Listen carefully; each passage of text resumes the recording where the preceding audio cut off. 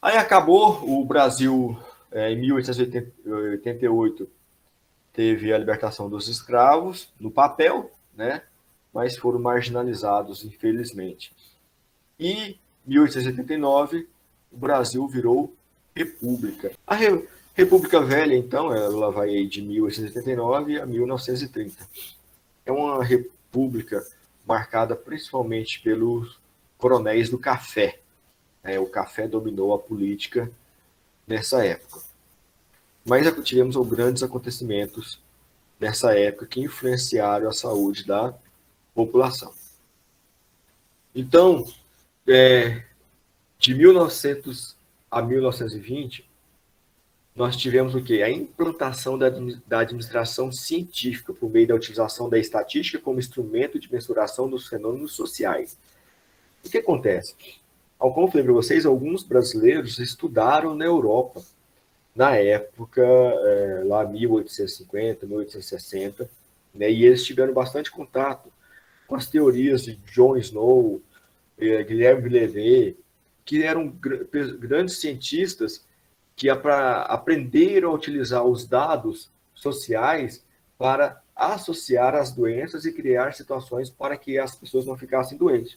Né? Então, nós tivemos essas pessoas que também vieram para o Brasil e trouxeram isso. Então, começaram o quê? A tomar decisões na área de saúde baseado em dados científicos. Né? Então, começando a utilizar mais a ciência para tomar decisões. E em 25 de maio de 1900 foi criado o Instituto Soroterápico Federal, com o objetivo de fabricar soros e vacina contra a peste. Olha só que visão. Naquela época, esses cientistas já tinham uma visão bastante progressista. Né? E esses cientistas eram liderados pelo maior pesquisador que o Brasil já teve, assim considera a Academia Brasileira de Ciências. Em 1903, Oswaldo Cruz foi nomeado diretor-geral de Saúde Pública. Esse cargo corresponde hoje ao ministro da Saúde. E o que Oswaldo Cruz fez? Ele estruturou a campanha contra a febre amarela em moldes militares.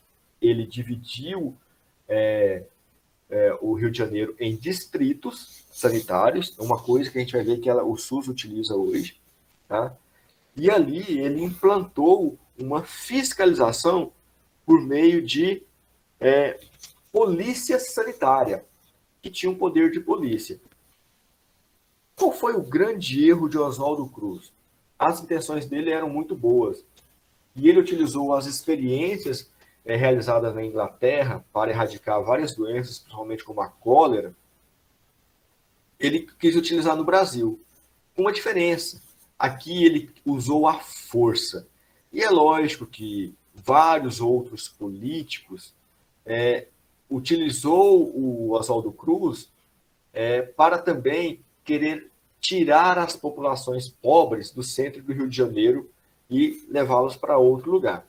Então, Oswaldo Cruz ele usou muito a força contra essas pessoas. E isso gerou um grande problema, né? Que é a chamada revolta da vacina. O que é a revolta da vacina?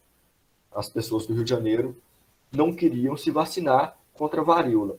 Né? E aí criaram um manifesto armado, né? Só que em menor quantidade, logo foram dissolvidos e foram expulsos do centro do Rio de Janeiro.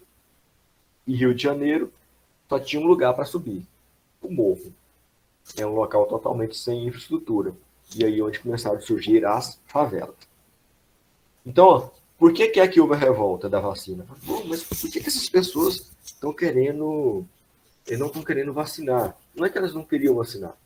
A polícia sanitária adotava medidas rigorosas para o combate ao mal amarílico, multando e intimidando proprietários de imóveis insalubres. Você sabe o que eles obrigavam a fazer? Obrigavam as pessoas a reformarem as suas casas, tocavam fogo nas suas casas, queimava com enxofre as suas casas, queimava colchão, quebrava os potes d'água. Esses policiais eram chamados polícia quebra-pote. Por quê? Porque o Oswaldo Cruz ele associou a febre amarela ao mosquito Aedes aegypti. E ele virou piada na época. Porque foi a única pessoa no planeta Terra que falou que a febre amarela estava associada ao Aedes aegypti. Só que ele não fez isso de forma empírica. Ele fez um estudo e percebeu que as pessoas que tinham febre amarela estavam sempre em contato com Aedes aegypti. Olha que interessante. Ele não sabia, naquela época não sabia se a doença era causada por um vírus, mas sabia que era um micro-organismo, e ele associou a transmissão por mosquito. E virou piada. Ele virou piada. Né? E hoje nós sabemos que a febre amarela é transmitida pelo mosquito, a febre amarela urbana Aedes aegypti. Mas então, assim, como eram questões muito severas, a população ficou revoltada. Então você imagina alguém entrar na sua casa, quebrar o seu filtro, tocar fogo no seu colchão, derrubar a parede, queimar o telhado, você vai ficar revoltado. Então a revolta não foi contra a vacina. Só que esses policiais também utilizaram de uma autoridade porque a corte não queria essa população dos cortiços pobres circulando no mesmo lugar que eles. Então foi uma forma de expulsá-los para o morro. Nas áreas do foco, expurgavam as casas pela queima do enxofre e piretro e providenciava o isolamento domiciliar dos doentes ou sua remoção para um hospital chamado São Sebastião. Em seguida, Oswaldo Cruz iniciou sua luta contra a peste bubônica. A peste bubônica, gente, não sei se vocês sabem, ela é causada por uma bactéria chamada Yersinia pestis. É uma bactéria que é transmitida pelo piolho do rato.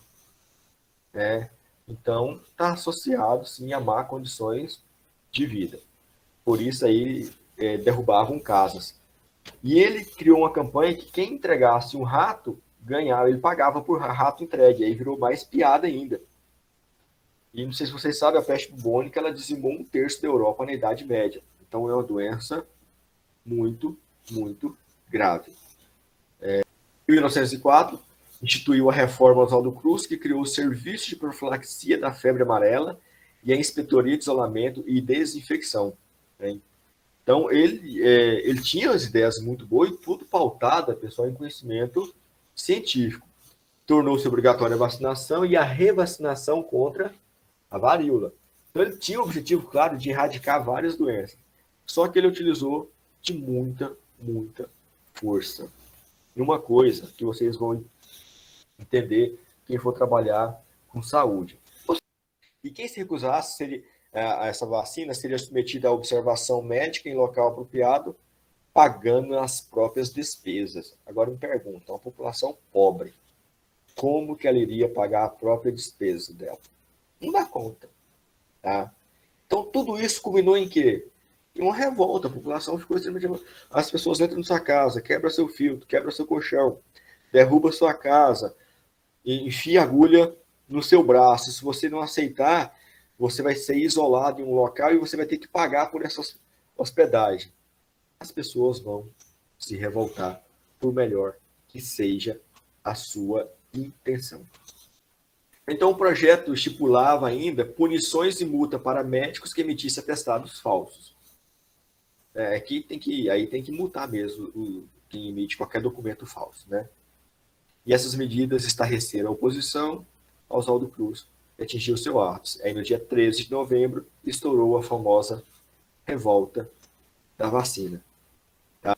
Então, nesse período de 1900 a 1920, apesar de todas as revoltas, foi um período que foi caracterizado que nós chamamos de modelo sanitarista campanhista. Por quê? Por sanitarista, porque o Oswaldo Cruz era um sanitarista, com todas as ideias de um sanitarista, baseado em evidências científicas dispostas naquela época, e era realizado por meio de campanhas. Então, hoje nós conhecemos campanha de vacinação contra a rubéola, campanha de vacinação da poliomielite, campanha de não sei o que, campanha. Essas campanhas não surgiram agora. Então, foi daquela época. A campanha, ela tem seus pontos positivos e pontos negativos. Os pontos positivos, quais são? Eu levar várias ações de forma bastante rápida, em um espaço curto de tempo, para uma grande quantidade da população. Qual é a coisa ruim? Ela morre ali. E toda ação de saúde, ela não pode ser pontual. Ela pode ser pontual para chamar atenção, mas ela tem que ser contínua, porque as doenças não param de acontecer porque eu simplesmente esqueci de lembrar as pessoas que aquela doença existe. Atuou-se predominantemente no controle de endemias e epidemias, principalmente por doenças infecciosas, saneamento dos espaços de circulação de mercadorias exportáveis, principalmente nos núcleos urbanos. Então, mais uma vez aqui, priorizando o quê? A força de trabalho responsável por exportar a matéria-prima do Brasil. Então, nós estamos vendo que até agora, apesar de Oswaldo Cruz ter implantado algumas situações interessantes na área da saúde coletiva, que a maioria das ações de saúde, ela era voltada para manter o negócio. Tanto é, gente, que todos esses órgãos de saúde aqui, eles eram ligados ao Ministério da Economia, tá? Ministério de Negócios, desculpa, não economia não, Ministério de Negócios. Então, essas ações eram mais voltadas para isso. A meta era o controle das doenças que prejudicavam a produção e a exportação do café, mantendo boas relações comerciais com o exterior, além de manter a política de imigração. Nessas duas décadas, tivemos dois grandes eventos de escala mundial que mudaram o mundo. A Primeira Guerra Mundial, pessoal, de 1914 a 1918, e a pandemia de gripe espanhola, que matou cerca, estima-se, de 50 milhões de pessoas, onde tivemos 1 bilhão de pessoas infectadas. Então, essas duas décadas, ela caracterizou os serviços médicos de profilaxia rural, ligado ao Ministério da Justiça e Negócios Industriais. Então, nós sabemos que as ações eram voltadas mais para manter a saúde dos negócios e não da população. A higiene profissional, então, foi implantado várias situações onde os profissionais de saúde tinham que manter a higiene no atendimento à população, uma fiscalização rígida, principalmente nas áreas urbanas, saneamento do Distrito Federal, ou seja, do Rio de Janeiro, a fiscalização dos portos para evitar a entrada e saída de doenças e combate às endemias rurais.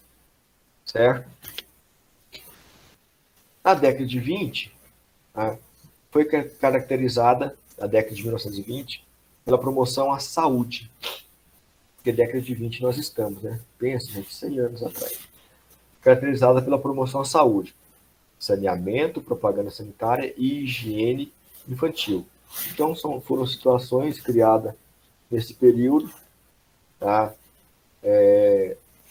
Para manter a população mais saudável. Mas nós tivemos algumas situações interessantes. A criação, um deputado criou uma lei, esse deputado chamava Eloy Chaves, que criava as CAPs, Caixa de Aposentadoria e Pensões.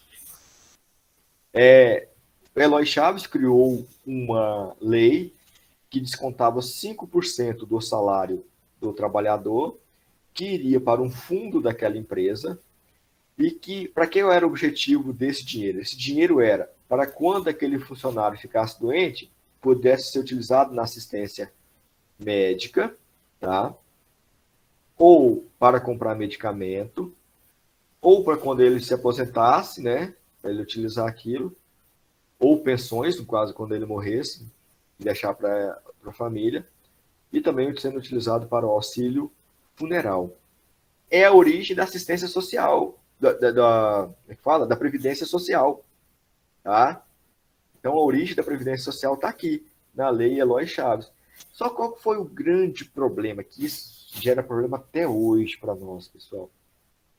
Deu início a um modelo médico assistencial, médico assistencialista.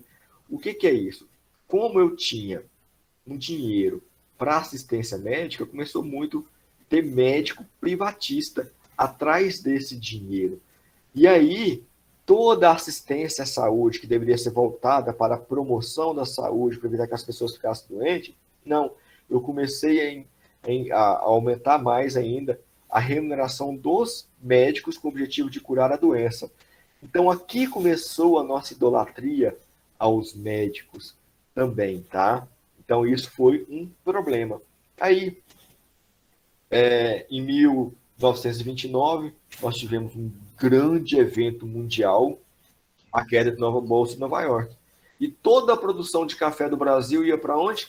Para os Estados Unidos. Como os Estados Unidos parou de comprar de nós, nós quebramos também. Com isso, a República Velha acabou.